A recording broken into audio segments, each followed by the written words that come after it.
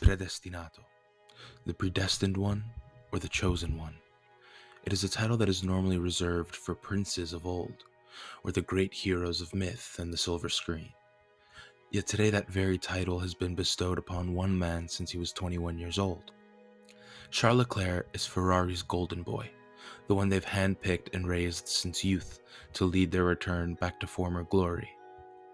The title they've ordained him with does not come lightly. Maranello has been home to more than a few quasi-mythical drivers and all-time greats. Michael Schumacher, Niki Lauda, Gilles Villeneuve, Alain Prost, and Alberto Ascari, to name a few. Yet very quickly they have acclaimed a young Monegasque as their crown prince, and the messianic figurehead of a great Scuderia Ferrari restoration. And the people have taken. If you don't believe me, just take a look at the stands during any race in Italy, or even at Ferrari's most recent unveiling of their SF25, and you will see pictures of Leclerc pasted onto the cards of saints, with phrases and prayers written under them. For the Tifosi, Leclerc is as close to a demigod as there is today. And he has not buckled under the pressure. In his second ever race for Ferrari, Leclerc outqualified teammate and four-time world champion Sebastian Vettel, as well as then five-time world champion Lewis Hamilton, at the peak of his powers for Mercedes, to take his first ever pole position. And Leclerc very likely would have won that race had a piston in his power unit not malfunctioned, with over 3/4 of the race already gone. Leclerc limped to finish third in that race and would have fallen further had it not been for a safety car ending. But in his post-race interview, the eventual winner Lewis Hamilton immediately praised the then 21-year-old, claiming he deserved for this to have been his first win, and that the future ahead of him was bright. It was during these early days at Ferrari that the nickname Il Predestinato caught on. Italian commentator Carlo Vanzini had been using it since his time at Alfa Romeo, and now racing for the Scuderia, his potential was evident. But perhaps these early races were a sign of the destiny that would consume Leclerc for most of his young career so far. So many victories lost due to reliability or strategy, the occasional error, and in turn creating a pole-to-win ratio that without context looks damning. In his first season, Leclerc ended up taking 7 pole positions and 2 wins for Ferrari, including 4 pole positions in a row in front of the aforementioned Hamilton and Vettel between Belgium and Russia. Leclerc famously won back-to-back in Belgium and Italy, fending off Lewis Hamilton and Valtteri Bottas in both races, who hunted him down in the mighty Mercedes W10, and took his first win in Belgium while dealing with the tragic passing of his close friend Antoine Hubert during the Formula 2 race that Saturday. His second victory the very next week happened in Monza in front of the now fully devoted Tifosi. Leclerc's resilience to emotional strain and his ability to race through personal ordeal is nothing short of astonishing. Losing his patron and mentor Jules Bianchi in an accident in Formula 1 in 2014, he continued to pursue his dream of racing in the sport. And furthermore, losing his father in the middle of his Formula 2 campaign, Leclerc ended up winning in Baku that very week and continued on a historic Formula 2 campaign and championship victory to earn his eventual spot in Formula 1. Leclerc cut his teeth against an ever-growing and improving Max Verstappen, who was in his 4th year in Formula 1 during Leclerc's first season at Ferrari, and the two drivers reignited their long-standing rivalry on track and showed the world why they were the best this generation has to offer. Max Verstappen was the culprit for Leclerc's second consecutive failure to convert a pole into a win in Austria 2019, where following a controversial incident in the final stages of the race, he took the lead from Leclerc and went on to win the Grand Prix. Perhaps no event was more formative for Leclerc in his first season for Ferrari as this one. He learned firsthand and early on that Max Verstappen was not someone who will ever yield when racing for a win, and nothing had changed when both drivers eventually got to Formula 1. Leclerc was not to be blamed for his victory in Bahrain, however this loss in Austria was squarely on him. A few weeks later in Silverstone, Leclerc showed his ability to learn a lesson and then to apply it. Verstappen and Leclerc battled for the better part of 20 laps consecutively, including going into and coming out of the pits together, while demonstrating some of the most brutally gorgeous racing you will ever see.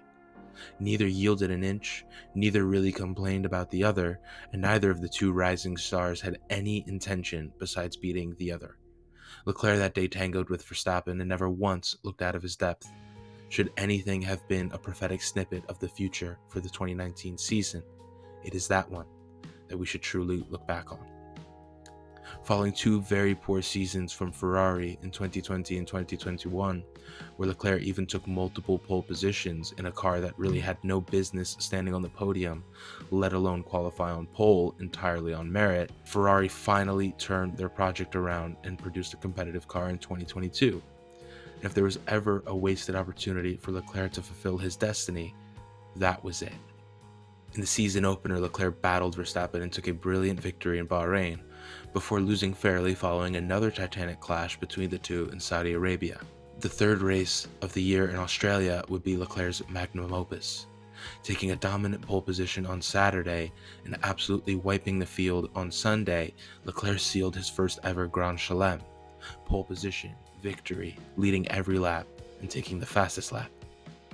Leclerc was now heading the championship, but an error in Imola should he still had to improve in mixed conditions and cause Verstappen to gain a foothold in the championship fight.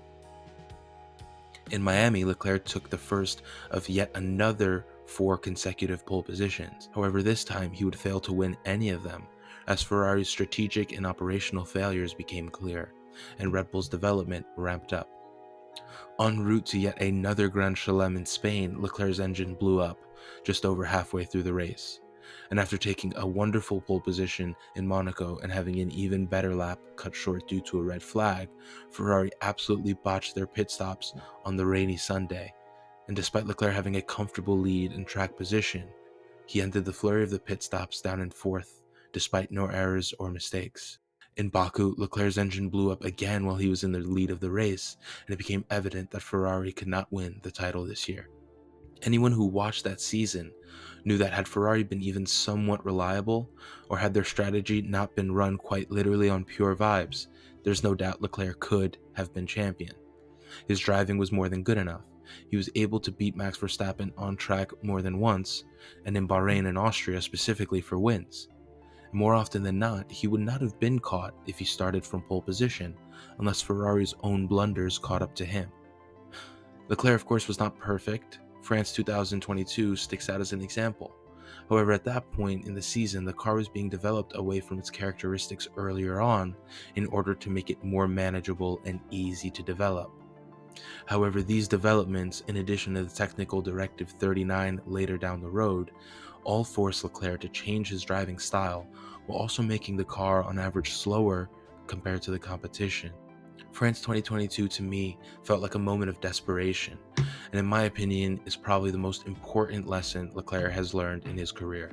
Despite 2023 starting off slow for Ferrari, under the new leadership of Frédéric Vasseur, Leclerc had one of his best seasons yet, and really found form in the final quarter of the season, when Ferrari seemed to finally be able to corral the unruly beast that was the SF23.